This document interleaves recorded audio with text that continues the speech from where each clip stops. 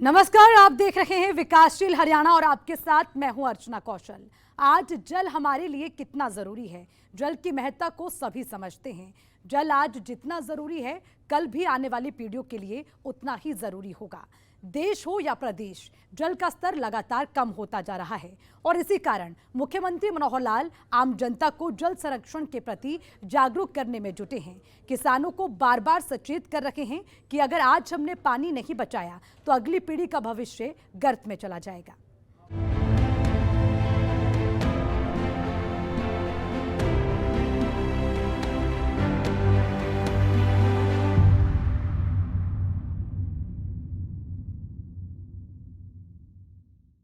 आज पानी का दोहन रुक नहीं रहा, जिसकी वजह से भूजल स्तर में लगातार गिरावट देखी जा रही है। प्रदेश के मुखिया मनोहर लाल समय समय पर इसको लेकर चिंता जता चुके हैं और इसी कारण प्रदेश सरकार की ओर से जल शक्ति अभियान चलाया गया है ताकि आमजन को जल संरक्षण के महत्व को समझाया जा सके। हरियाणा राज्य जो आज विकास की नई रफ्तार की बुलंदियों को छूता जा रहा है। पिछले 8 सालों में हरियाणा ने जो तरक्की की है वो आज पूरे देश ने देखी है। हरियाणा आज दूसरे राज्यों की तुलना में हर क्षेत्र में अग्रणी मिलेगा, क्योंकि पिछले 8 सालों से प्रदेश की कमान ईमानदार मुख्यमंत्री मनोहर लाल संभाल रहे हैं। मुख्यमंत्री मनोहर लाल के राज में ही आज हर समस्याओं को दूर करते हुए जनहित में फैसले लिए जा रहे हैं। किसानों की हर परेशानी को दूर करने का काम आज मनोहर सरकार की ओर से किया जा रहा है। मुख्यमंत्री मनोहर लाल आज किसानों को प्राकृतिक खेती के लाभ के बारे में बता रहे हैं, तो वहीं पानी के संरक्षण को लेकर भी जागरूक करने का काम कर रहे हैं। आपको बता दें कि ग्रामीण और शहरी क्षेत्रों में जल की समस्या बहुत पुरानी है, लेकिन आज तक देश और प्रदेश की सरकार ने अब तक इस दिशा में कोई बड़ा कदम नहीं उठाया था। देश में आज भी करोड़ों लोग पानी की कमी से जूझ रहे हैं। पानी की कमी से बुरी तरह प्रभावित क्षेत्रों में जनता को सरकार की ओर से भेजे गए पानी के टैंक पर ही निर्भर रहना पड़ता है। बहुत सारे राज्यों में इस तरह की समस्या आने पर केंद्र सरकार ने मुद्दे की महत्ता को समझते हुए एक नई योजना की शुरुआत की है, जिसका नाम जल शक्ति अभियान है, जो हरियाणा राज्य में भी बखूबी तौर पर चलाई जा रही है। मुख्यमंत्री मनोहर लाल पानी के संकट को देखते हुए कितने चिंतित हैं, ये राज्य का हर इंसान जानता है, क्योंकि समय समय पर मुख्यमंत्री मनोहर लाल खुद पानी के महत्व को समझाते रहते हैं। जीव को पानी चाहिए, चाहे मनुष्य है, चाहे पशु है, कोई भी जानवर है, पक्षी है, हर छोटा बड़ा जीव उसको पानी पीने के लिए चाहिए। लेकिन एक मनुष्य ही ऐसा है जो पीने के अतिरिक्त और जो उसकी दिनचर्या की दैनिक आवश्यकताएं हैं वो भी पानी पर बहुत निर्भर करती हैं। हम स्नान भी करते हैं, हम कपड़े भी धोएंगे, हम वॉशरूम जाएंगे, वहाँ भी पानी की आवश्यकता होगी, हम अपना घर का फर्श भी साफ करेंगे, हम अपनी गाड़ी भी धोएंगे, हम अपने उद्योग में पानी ले जाएंगे, उद्योग में भी पानी के बिना उद्योग संभव नहीं है। तो इसकी सबसे बड़ी आवश्यकता जो है वो मानव की है, मनुष्य की है। तो इसलिए इसका ध्यान अपने समय में हम जैसे तैसे इसका गुजारा कर रहे हैं, लेकिन जैसे दबाव बढ़ रहा है, चाहे आबादी का है, चाहे उद्योग का है, आवश्यकता बढ़ रही है। सीमा पानी की अपनी है, उसकी क्वांटिटी मात्रा उस सीमित है। वर्षा भी कभी कभी 10-5% ऊपर नीचे हो सकती है, लेकिन वो एक ऑन एवरेज, मैं अगर हरियाणा की बात करूं तो एवरेज 5 इंच वर्षा अर्थात 150 मिलीमीटर के आसपास, अगर मैं आंकड़ा गलत नहीं बोल रहा, तो ये हमारी एवरेज है। जनसंख्या विस्फोट और बढ़ते औद्योगिकीकरण के कारण जल संसाधनों पर विपरीत प्रभाव पड़ रहा है।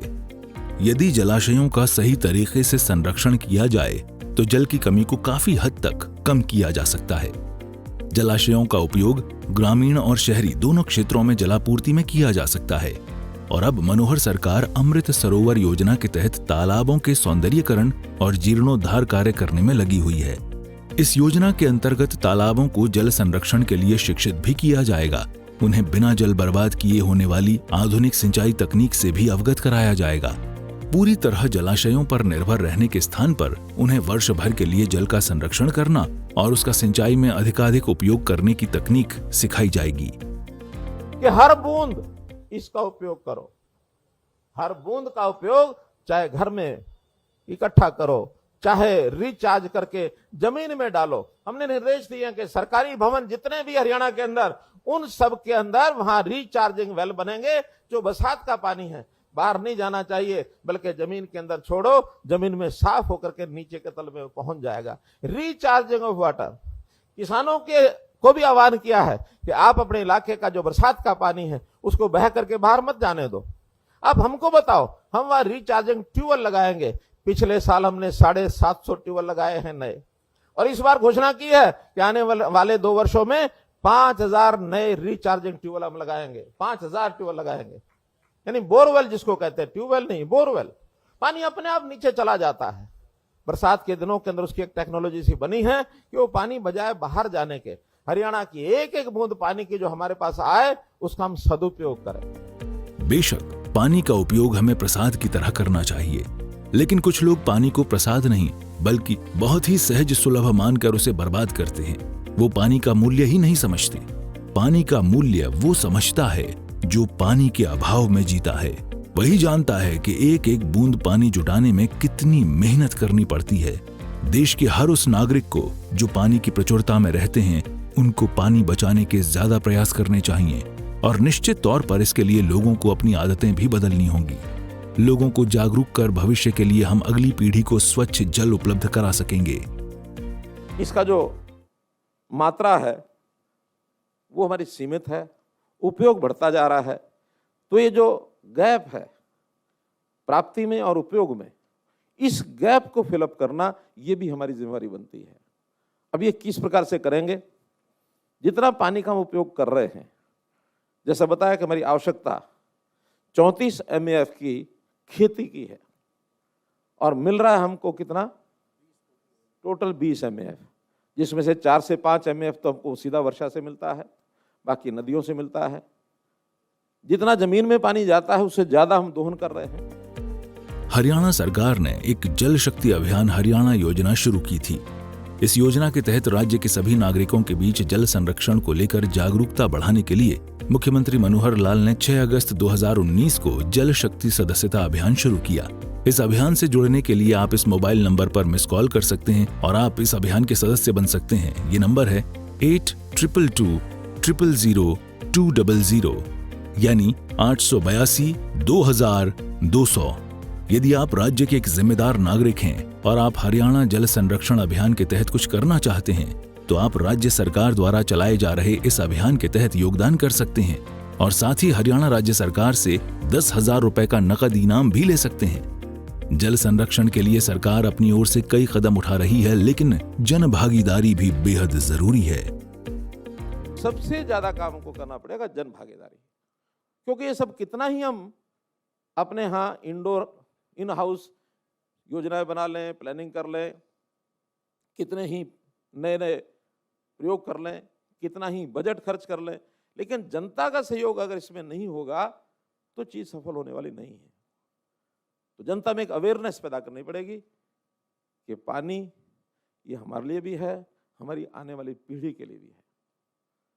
जहां जहां खपत ज्यादा हो रही है उस खपत को कम कैसे करना।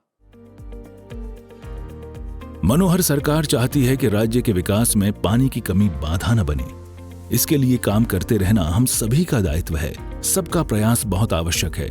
हम अपनी आने वाली पीढ़ी के प्रति भी जवाबदेह हैं। मुख्यमंत्री मनोहर लाल पानी की एक एक बूंद का महत्व समझते हैं, इसलिए लोगों तक जल पहुंचाना और जल संरक्षण हमारी प्राथमिकता होनी चाहिए। हमें न सिर्फ लोगों तक, किसानों तक पानी पहुंचाना चाहिए, बल्कि ये भी सुनिश्चित किया जाना चाहिए कि भूजल स्तर बढ़े। मनोहर सरकार ने पानी से जुड़ी चुनौतियों पर लगातार काम किया है, इसलिए आज वो नतीजे हमें मिल रहे हैं, जिससे हर प्रदेशवासी आज मुख्यमंत्री मनोहर लाल के प्रयासों की तारीफ करता हुआ नहीं थक रहा है।